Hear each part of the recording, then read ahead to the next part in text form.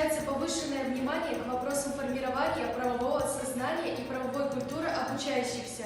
Эта проблема актуальна как для мегаполисов, так и для маленьких населенных пунктов. Детско-юношеский клуб по месту жительства «Костер» расположен на окраине поселка Бажова Копейского городского округа. Бывший шахтерский поселок не имеет развитой инфраструктуры. На поселке действуют две ОПГ, которые втягивают в свою деятельность несовершеннолетних. Все это представляет большую опасность для подростков, посещающих Дюк Костер. К сожалению, на поселке Бажова также есть дети, которые часто нарушают устав школы, совершают правонарушения и преступления. Отсутствие правовой культуры в целом, незнание закона, неприятие ответственности за свои поступки, неверие в возможность наказания – вот что часто является причиной правонарушения несовершеннолетних.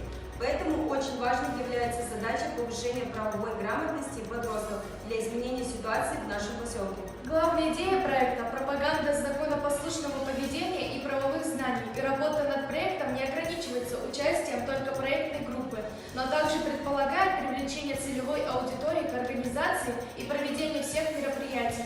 Мы считаем, что создание воспитывающей правовой среды в Дюк Костер обеспечит целенаправленное и систематическое воздействие на сознание и культуру поведения подростков, посещающих клуб. Определившись с участниками проектной группы и основными задачами проекта, мы в первую очередь провели анкетирование среди подростков, посещающих Дюк Костер.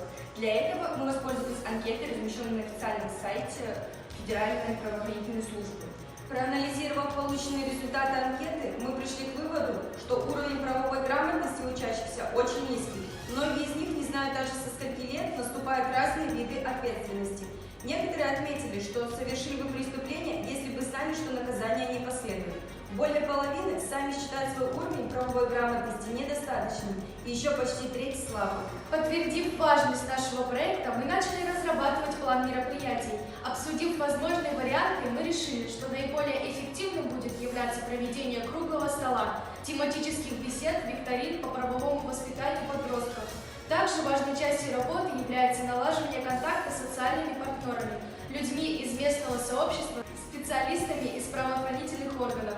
Для игровых и познавательных программ было принято решение написать методические разработки и подготовить дидактические материалы. Деятельность команды наставников во время реализации проекта была направлена на взаимодействие с социальными партнерами и приглашенными спикерами, помощь в подготовке методических материалов и организации мероприятий.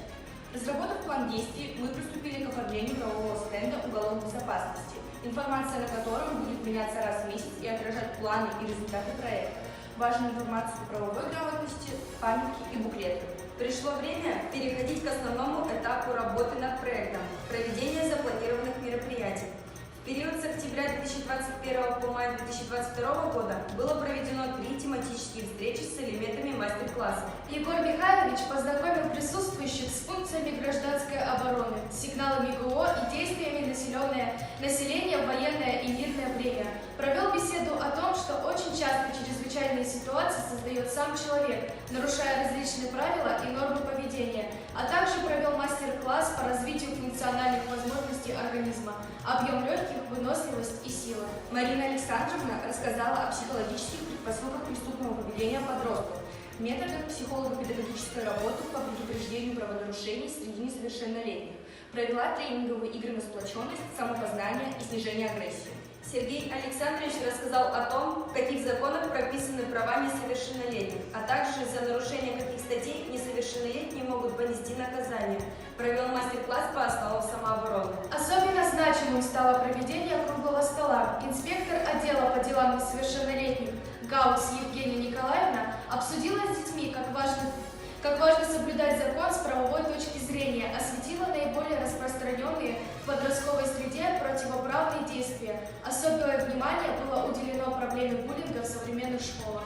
Несомненно, большое впечатление на ребят произвел майор полиции уголовного розыска Маркевич Василий Владимирович вместе со своей коллегой Копит Натальей Сергеевной, участковым уполномоченным полиции города Копейска. Их темами были соблюдение законности, поведение в семье и общественных местах, профилактика вредных привычек. Познавательная игровая программа в мире прав и обязанностей. Ее целью было систематизировать и закрепить знания обучающихся о правах ребенка и сформировать у подростков представление об их обязанностях. Ребята отвечали на вопросы, разгадали правовые ребусы, поиграли в правовую ромашку и сказочные права. Литература, музыкальная композиция по страницам летописи родного города, о истории города Копейска, история становления в нем правоохранительной системы, в том числе прокуратуры, о людях, внесших большой вклад в развитие города, героев Копейска. Мероприятие было посвящено 300-летию прокуратуры России и 115-летию города Копейска. Итоговое мероприятие Brain Win в формате своей игры был призван закрепить полученные знания по правовой грамотности, вывести их на уровень внутреннего принятия и автоматизма. После проведения всех мероприятий в марте было проведено повторное анкетирование уровня правовой грамотности. Анализируя результаты, можно сделать вывод, что уровень правовой грамотности значительно повысился. Наш проект принес положительные результаты, чтобы и в будущем способствовать формированию у подростков правовой культуры, мы предлагаем Продолжить систематически обновлять информационный правовой стек, разработать план мероприятий правовой направленности на следующий учебный год, включив в него конкурсы рисунков и социальную рекламу, массовые акции. Мы считаем, что проведение интересных, актуальных и полезных мероприятий является необходимым в расширении области правовых знаний. Данная работа будет являться вкладом в расширение проблемы по защите прав детей и привлечению должного внимания взрослых к детским проблемам.